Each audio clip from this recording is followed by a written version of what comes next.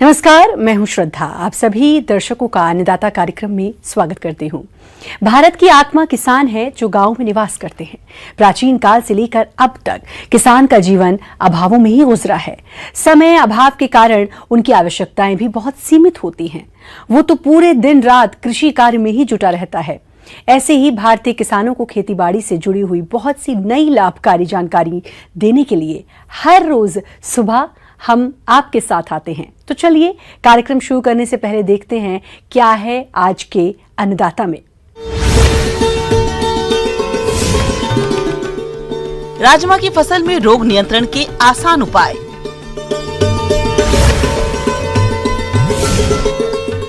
Poly house में Dutch रोज की खेती है फायदे का सौदा। किसान भाइयों, सब्जियों में बात करें राजमा की तो यह स्वाद और सेहत के लिहाज से काफी महत्वपूर्ण है और इसकी जायकेदार सब्जी प्रायः सभी लोग बेहद पसंद करते हैं। अधिक मांग होने की वजह से बाजार में इसकी बीन्स सबसे महंगे दामों में बिकती है। इसी लाभ को ध्यान में रखते हुए जिन किसान भाइयों ने राजमा की खेती की है, उनकी फसल में बीमारियों का प्रकोप ना हो, इसके लिए किसान कौन कौन से उपायों को अपनाएं, इस बारे में जानते हैं डॉक्टर संगीता से।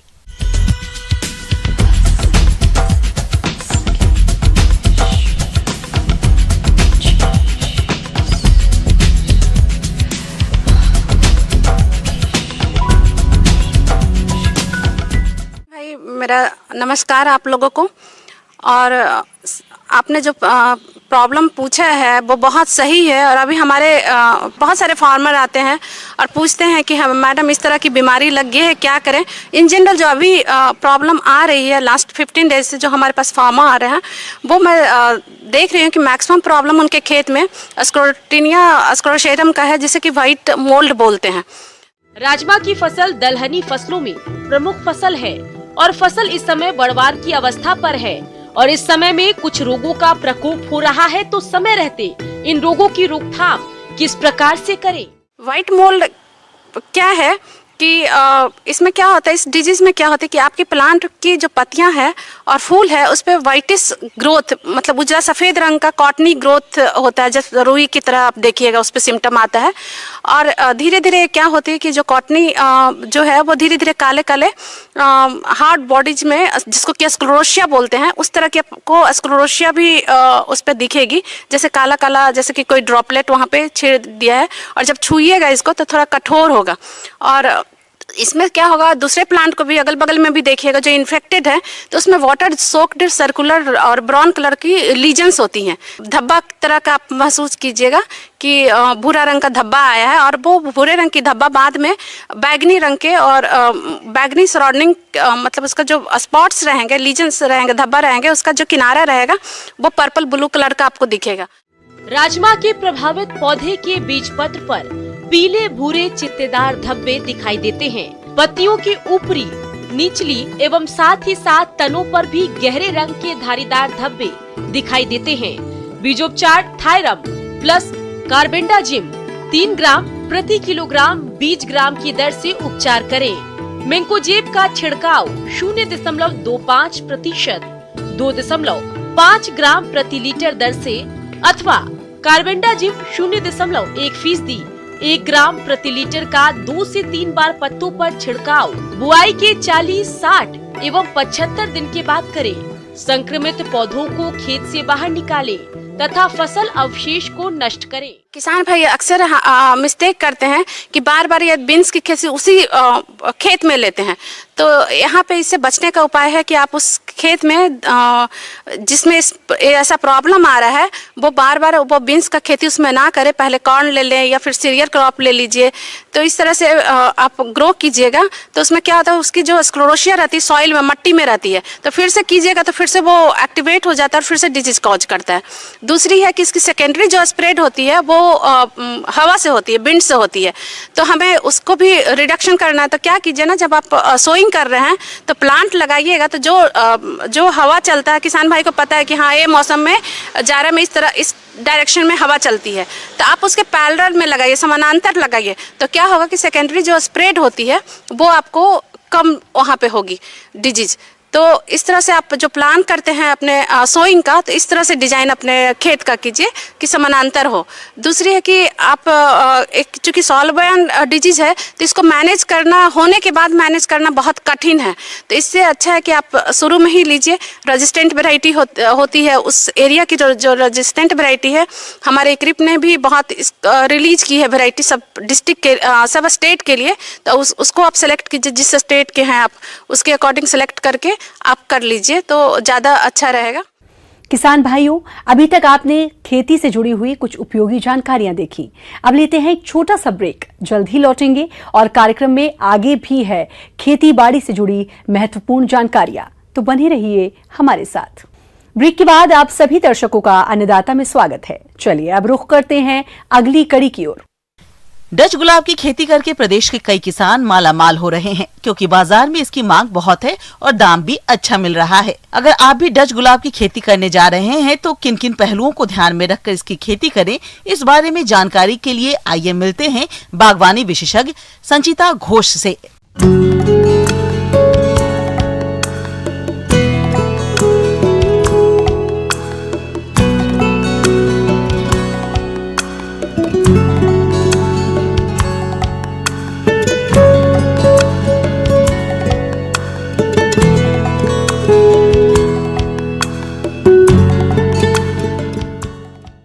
मैं आज आप लोगों को बताने जा रही हूँ जो गुलाब के संरक्षित खेती होता है जो किसान भाई लोग करते हैं उसके बारे में। तो पहले हम लोग जो देखेंगे कि किस मिट्टी में ये गुलाब अच्छा होता है। दोमट मिट्टी सबसे इसके लिए अच्छा होता है लगाने के लिए। और हम लोग जो लगाते हैं ख़ास तरह से जो तना कटिंग्स जो होता है, तना जो होता है उससे लगाते हैं और बडिंग से भी लगाते हैं। तो हम लोग को देखना चाहेगा कि तना जो होता है कटिंग्स वो लंबाई में 10 से 15 सेंटीमीटर होना चाहिए। उसमें दो से 3 गांठें भी होना चाहिए। और उसको हम लोग फिर पाउडर फॉर्म में मार्केट में आता है रूटेक्स बोल के, उसमें थोड़ा सा वो जो कट करने के बाद थोड़ा सा उसमें डिप करके फिर हम लोग लगाएंगे। फिर जब जड़ पकड़ लेगा वो अच्छे से तैयार हो जाएगा। उसके बाद एक डेढ़ साल के बाद वो हम लोग वहाँ पे पॉली हाउस में पहले तो बेड प्रिपेयर करना होगा, उसके बाद ट्रांसप्लांट करेंगे। पॉली हाउस आकार में भिन्न भिन्न प्रकार के होते हैं। जलवायु के अनुसार इनका आकार व आवश्यक चीजें चुन ली जाती हैं। अधिकतर पैड और फैन वाले पॉली हाउस गुलाब की खेती के लिए उपयुक्त होते हैं, क्योंकि इनमें तापमान को आवश्यकता के अनुसार घटाया बढ़ाया जा सकता है।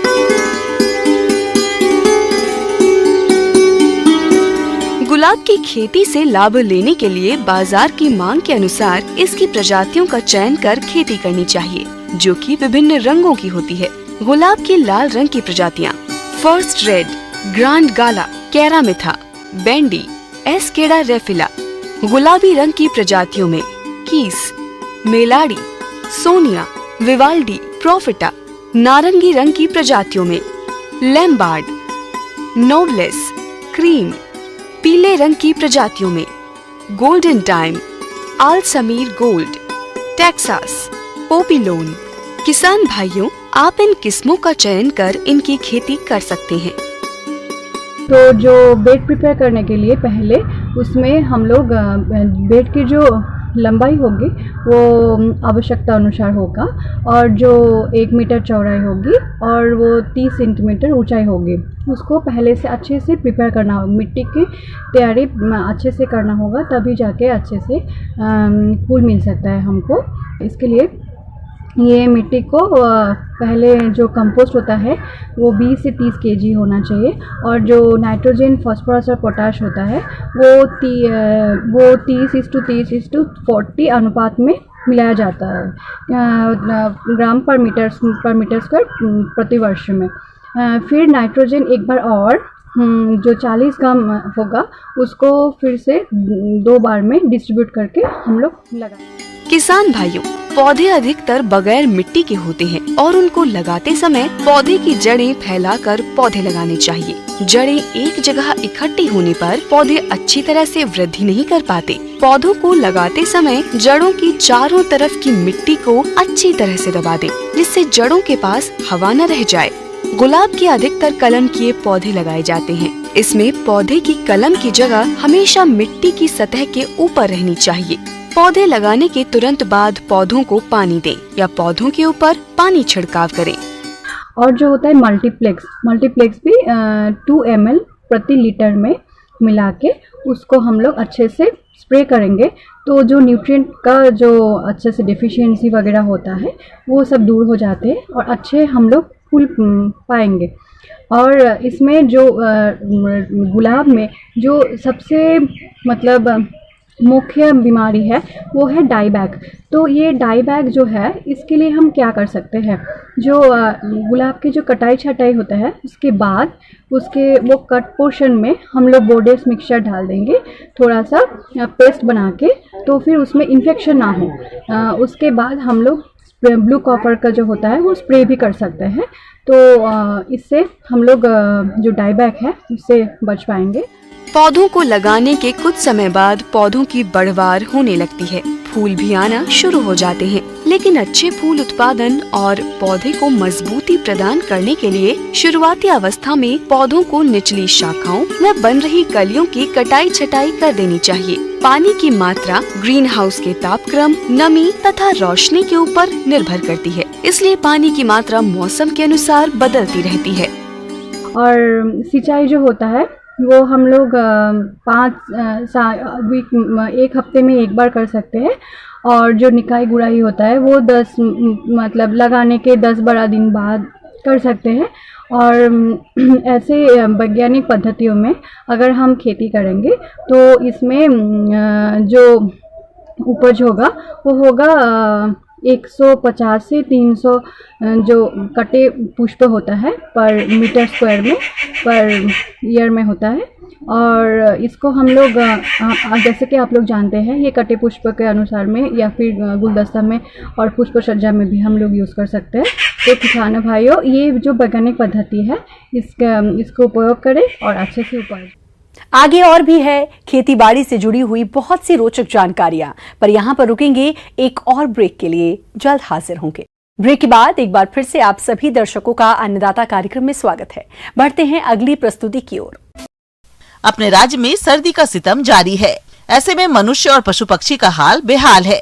यदि बात पशुओं की करे तो इनका ध्यान सर्दी में विशेष रूप से रखना होगा, तभी इनसे आशातीत दूध की प्राप्ति होगी। तो सर्दी के मौसम में पशुओं के रखरखाव कैसे करें, इसके लिए देखिए ये रिपोर्ट। तो हम जानते हैं कि जो पशुपालन में विंटर के मौसम में, जाड़े के मौसम में कुछ विशेष प्रिकॉशन रखने की ज़रूरत होती है। क्योंकि जाड़े के मौसम में टेम्परेचर काफ़ी कम चला जाता है, कुछ क्षेत्रों में काफ़ी कम टेम्परेचर हो जाता है, लेकिन जो ट्रॉपिकल एरिया है वहाँ पे बहुत ज़्यादा टेम्परेचर का फ्लक्चुएशन होता है। हम लोगों को कुछ विशेष साइंटिफिक टिप्स अडॉप्ट करने की ज़रूरत है ताकि जो एनिमल्स है हमारा, उनका प्रोडक्शन का स्टेटस, रिप्रोडक्टिव परफॉर्मेंस बिल्कुल अच्छी तरीके से बना रहे। जैसा हम लोग जानते हैं कि जाड़े के मौसम में चूँकि उनका जो मेंटेनेंस एनर्जी का रिक्वायरमेंट है वो बढ़ जाता है, तो उसी के अकॉर्डिंगली हम लोगों को उनके पोषण में भी थोड़ा सुधार करने की ज़रूरत पड़ती है टेम्पररी जाड़े के मौसम में। सर्दी के मौसम में पशुओं को संतुलित आहार देना चाहिए। ठंड के मौसम में पशुओं को कभी भी ठंडा चारा व दाना नहीं देना चाहिए, क्योंकि इससे पशुओं को ठंड लग जाती है। पशुओं को ठंड से बचाव के लिए हरा चारा और मुख्य चारा 1:3 के अनुपात में मिलाकर खिलाना चाहिए। दुधारू गायों से अधिक दूध लेने के लिए उन्हें मिनरल मिक्सचर 50 ग्राम प्रतिदिन प्रति पशु चारे में मिलाकर दें और ताज़ा व स्वच्छ पानी पिलाएं। पशु को सप्ताह में 2 बार गुड़ जरूर खिलाएं। बिनौला, खल व खनिज मिश्रण का आहार में समावेश करें। साथ ही सेंधा नमक भी खिलाएं ताकि पशु की पाचन शक्ति बनी रहे। तो जाड़े के मौसम में जो उनका जो अनाज हम देते हैं, दाना मिश्रण बोलते हैं, उसमें कुछ तिलहन अनाज का जैसे वो तीसी, लिनसीड का इस्तेमाल कर सकते हैं।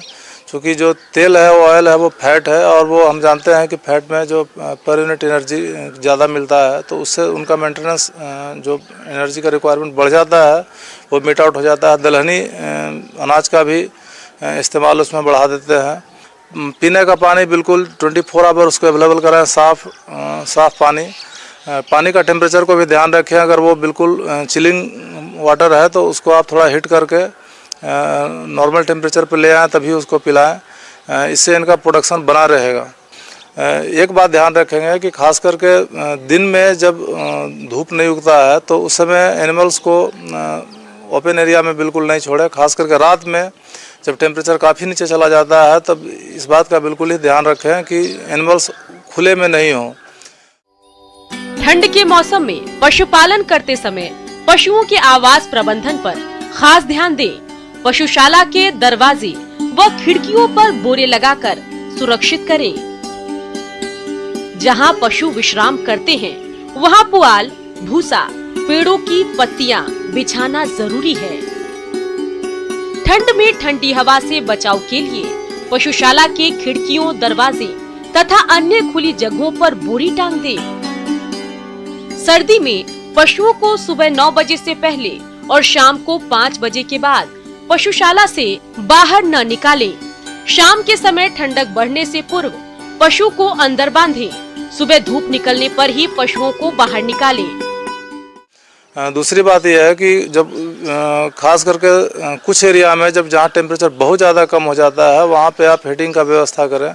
आप पलाव लगा सकते हैं, या अगर इंटेंसिव फार्मिंग सिस्टम में आप अगर अपने जानवरों को, दुधारू पशुओं को रखे हैं तो वहाँ हीटर का इस्तेमाल करें। जाड़े के मौसम में कोल्ड स्ट्रोक की वजह से इम्यून सिस्टम भी थोड़ा वीक होता है, तो इस समय कई बीमारियों होने का खतरा बढ़ जाता है।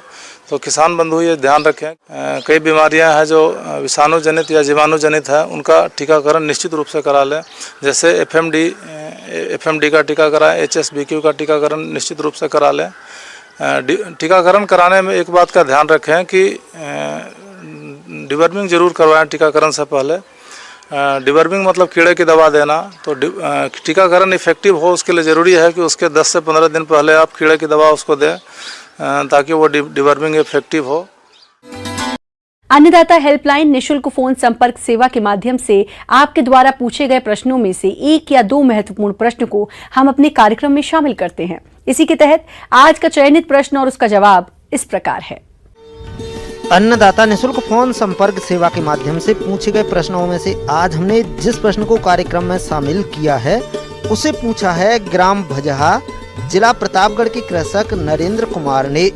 आप बाजरा का सह उत्पाद बनाने के बारे में संपूर्ण जानकारी चाहते हैं तो नरेंद्र कुमार जी आपकी जानकारी के लिए प्रस्तुत है कार्यक्रम का ये अंश। बाजरा जो हमारे खाद्य पदार्थों के अंदर सम्मिलित है और एक मोटे अनाज के रूप में जाना जाता है। आमतौर पर इसका उपयोग सर्दियों में किया जाता है क्योंकि इसके अंदर आयरन, विटामिन्स और फैट की मात्रा बहुत अच्छी पाई जाती है। जो इसके अंदर आयरन है वो 8 मिलीग्राम प्रति 100 ग्राम के हिसाब से पाया जाता है। जो हमारे नित्य की जो आयरन की पूर्ति है वो बाजरा के द्वारा करी जा सकती है, लेकिन हमारे खान पान में बाजरा को बहुत कम सम्मिलित किया जाता है। ग्रामीण परिवेश में महिलाएं ज़्यादातर रोटी या खिचड़ी और कभी कभार लड्डू बनाने में इसका उपयोग कर लेती हैं, क्योंकि बाजरे का जो आटा है बहुत लंबे समय तक संरक्षित करके नहीं रखा जाता है। इसका मुख्य कारण है इसमें पाया जाने वाला फैट या वसा। 3 से 4 दिन के पश्चात जो हम आटा तैयार करते हैं वो आटा कड़वा हो जाता है। कड़वे आटे के इस्तेमाल से दस्त लग जाते हैं, बुखार आ जाता है और स्वास्थ्य संबंधी समस्याओं की परेशानी उठानी पड़ती है। बाजरे का आटा बहुत कम समय में ही खट्टा होने लगता है। यदि कुछ उपायों को आप अपना लें तो इसे खट्टा होने से बचा सकते हैं और बाजरे के आटे को बिना खराब हुए लंबे समय तक सुरक्षित भी रख सकते हैं। अगर हमको 15 से 20 दिन या 1 माह तक बाजरे का आटा संरक्षित करके रखना है तो उसका एक छोटा सा उपाय आपको बताना चाहूँगी कि बाजरे को साफ़ करके अच्छी तरह से धो के एक कपड़े की पोटली बना लें और उसको 5 से 7 मिनट तक गर्म पानी में ब्लांच करें। ब्लांच करने के बाद आप उसको धूप में सुखा दें। अच्छी तरह से सूखने के बाद आप उसका आटा तैयार करें। इस तरह से ब्लांच करने की विधि से जो आटा तैयार होगा वो 1 महीने तक संरक्षित रहेगा और कोई भी खाद्य पदार्थ हम उसका बनाना चाहेंगे तो खराब नहीं होगा, कड़वा नहीं होगा। खाद्य पदार्थ बनाने के लिए हमें जैसे इस आटे से हम केक है, बिस्किट है, मठरी है, इसकी सेव है, इसकी भुजिया है, इसके अलावा लड्डू हैं और केक वगैरह हम तैयार कर सकते हैं। खमन ढोकला भी बाजरे के आटे से तैयार किया जा सकता है। अगर इन पदार्थों के अंदर हम हरी सब्जियां जैसे मेथी का पत्ता है, चने की पत्ती है, अगर इसको इस्तेमाल करेंगे तो इसकी गुणवत्ता बढ़ जाएगी। बाजरे की रोटी के साथ साथ कई तरह के उत्पाद बनाए जा सकते हैं, जिसे खाने से कई तरह के फायदे तो हैं ही। इसके अलावा बाजरे की बिस्किट, केक, मीठी पूरी, ढोकला, कई तरह के उत्पाद बेचकर भी अच्छी आय कमा सकते हैं। अगर ये खाद्य पदार्थ बाजरा जो बहुत ही उपयोगी है, जिसमें बहुत अच्छे विटामिन्स हैं, मिनरल्स हैं, अगर हम इसको पोषाहार के माध्यम से बच्चों के खान पान में इसको सम्मिलित करेंगे तो बच्चों का जो माल नरिशमेंट की जो समस्या है, कुपोषण की समस्या है, उससे निजात मिलेगी, क्योंकि इसके अंदर आयरन का कंटेंट ज़्यादा अच्छा होता है। ग्रामीण महिलाओं को जैसे गर्भवती महिलाएं होती हैं, उनको भी पोषाहार के माध्यम से जो खाद्य पदार्थ उपलब्ध कराया जाता है, उसमें अगर बाजरे का खाद्य पदार्थ उपलब्ध कराया जाए तो खून संबंधी समस्याओं का समाधान हो सकता है। एनीमिया की समस्या से हमको निजात मिल सकती है। जैसे बाजरे के बिस्किट हैं, बाजरे के कुरकुरे हैं, बाजरे का केक है और बाजरे का खमन ढोकला है और बाजरे की मठरी है। ये सारे खाद्य पदार्थ ऐसे हैं जो हमारे नित्य खान पान में बदलाव लाते हैं और हमारे खान पान में जो आर्थिक सुरक्षा, जिसके माध्यम से हम कम बचत के अंदर, थोड़े पैसे के अंदर बहुत अच्छा हम खाद्य पदार्थ उपलब्ध कर सकते हैं। आइए अब एक नजर डालते हैं राज्य की कुछ चुनी हुई मंडियों के प्रमुख फसलों के बाजार भाव पर।